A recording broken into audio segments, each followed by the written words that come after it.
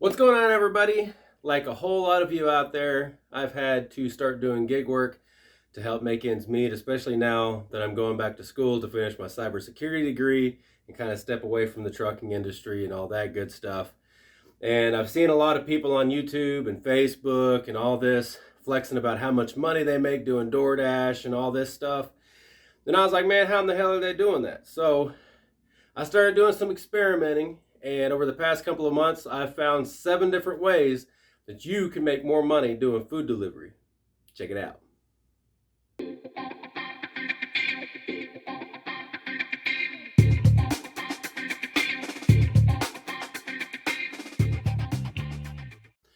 Number 1, invest in better hot bags. Nothing is going to impress your customer more than you walking up to their door in a high quality, well insulated food bag. The ones that DoorDash gives you, or Uber Eats, or anybody like that, right off the fly, they're okay to kind of get you started until you get your other one in the mail. But I've personally invested in a couple of them off of Amazon, and I will link those down in the description below. I'm not affiliated with Amazon in any way. I don't make any money. These are just the bags that I suggest that you get in order to increase your tip potential with your customers. Number 2, efficiency is key. It doesn't matter how much each delivery is worth if you're restricting yourself to how many deliveries you're able to complete per hour. So your best bet is to be as efficient as possible. Find a spot to sit in. There are a bunch of restaurants, which I'll get to later. Get to the restaurant quickly, get to the customer quickly and safely, of course, and leave their order there nice, hot, and fast. The quicker you get the order to your customer, the number 1, probably the better tip you're going to get, and number 2, the more orders you're going to be able to bang out per hour.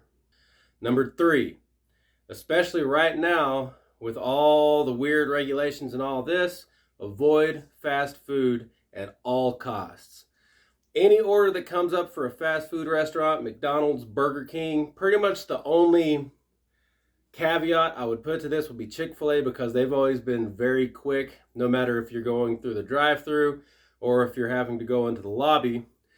But you're going to waste a lot of time at these fast food restaurants, A, waiting in line in the drive-thru, or B, waiting for them to finish the order in the store.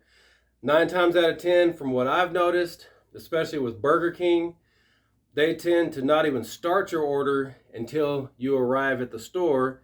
And then even then, they prioritize other customers in the lobby or the customers in the drive-thru over your order, and putting you there, sometimes 30, 45 minutes.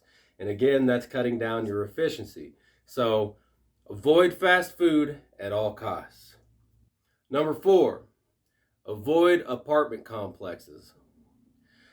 This is another efficiency killer. It is a lot easier just to pick up food at a restaurant, drive it to somebody's house, either leave it on their doorstep, knock on the door, whatever they prefer that you do, than it is to sit there and run around an apartment complex that you're unfamiliar with, trying to find a particular building, a particular apartment number.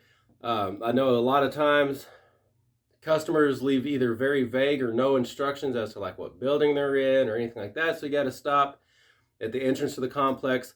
Hope to God they have some sort of map there to kind of help you out, or else you're just kind of like, wandering around there aimlessly for, sometimes 10 to 15 minutes trying to find an apartment. So if you're able to, especially with DoorDash, you're able to do this, zoom into the map and look at the area that it's in. If it looks like it's an apartment complex, which usually, if you see like 2 main roads and then unnamed roads, or what look like roads around there, like, like a little squig, roundabout, or, little something like that, then it's going to be an apartment complex. Decline that shit. It will just be a huge waste of your time, a huge killer of your efficiency, and a huge cost to your pocketbook. Number 5, scout your spots. Now, this one took me a little bit to actually master. What you're going to want to do is you're going to want to kind of skip around to different areas in your market that have a high concentration of restaurants, and both try to find the concentration of the restaurants that are highest that your particular platform uses a lot, or the ones that you're most likely to get doubled up on orders. For example, I sit in an area where there's a Chipotle, a Five Guys, a Panda Express, and a Cold Stone Creamery. I don't even know if they have any of those anywhere else, but all of those restaurants are very popular with DoorDash users. So, well, at least in my area they are. So I sit in that spot around those most popular restaurants to get the highest probability of getting stacked up orders, because that's how you're going to be able to bang out the most efficiently and make the most money per hour. Number 6, MultiApp. Never, ever make your day depend on only one app. You never know what's going to happen. The app may be having issues. There may be a slump in orders and not a whole lot of people are ordering from that particular service. Could be any number of things. So you're always going to want to be on more than one app. Myself, I'm on DoorDash, I'm on Uber Eats, and I'm on Roadie. Roadie is quite a bit different. It's going to be more of a package delivery, going to Best Buy, going to Advanced Auto Parts, kind of running a little bit of a route if you can get several orders stacked on top of each other. And it actually pays pretty good when it's banging. But for right now, at least in my area, there aren't a whole lot of orders on there. Another reason why you're going to want to do it is it's going to actually increase your chances to get stacked orders. If you're running both DoorDash and Uber Eats at the same time, and you get a DoorDash order to Chipotle, there's a pretty decent chance that you're going to get an Uber Eats order from Chipotle, at least going maybe in the same general direction. Even if it's not, you're going to be able to stack up those orders and double your money just from one trip to the restaurant. Again, upping your efficiency. It's all about the efficiency. How many orders can you bang out per hour? Number 7, decline, decline, decline. I talk to so many drivers at these restaurants that think that they have to take every single order that comes their way. Well, I'm here to tell you that you do not. DoorDash specifically says in their terms of service that they can't dictate how many orders you actually accept. Sure, they'll give you little perks like, you'll be a top dasher if you accept 70%, but the perks of the top dasher program really don't outweigh the fact that you're going to be making a lot less money and be missing out on a lot better orders. 2 criteria that I like to stick to is I won't take any order that's less than $8. Now, it's taken me a little bit of time to kind of find that range, but I found that $8 is usually a pretty steady order amount where I'm at. Now, on top of that, it has to be at least $1 per mile from the time that I go and complete the trip and get back to my spot. So if DoorDash gives me an order that is, say, 4 miles, right? And I've got to drive 4 miles to complete that from my spot, then it's going to take me another 4 miles to drive back to my spot. So it has to be at least $8.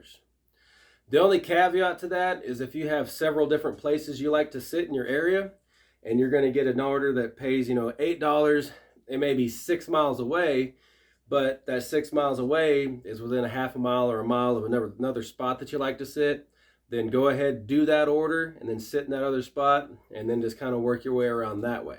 But those are the best practices that I've found work the best. I usually average anywhere from $20 to $25 an hour, sometimes a little bit more on the weekend, especially with the multi-apping. The biggest thing that made a huge difference for me was doing multi-app. There have been a lot of times where, I set a goal for $100 a day normally, and I'm able to complete that in 2 or 3 hours. And there's some days, especially like with foul weather and things like that, where they have just great bonuses going on, where you can bang out $100 in an hour. It just depends on how bad the weather is and how safe you feel driving in it. But those are my 7 tips to make more money doing gig work, specifically food delivery. I hope you enjoyed it. If you have any little tips or tricks, be sure to put them down in the comments down below. Like, share, subscribe. I'll see you guys later. Peace.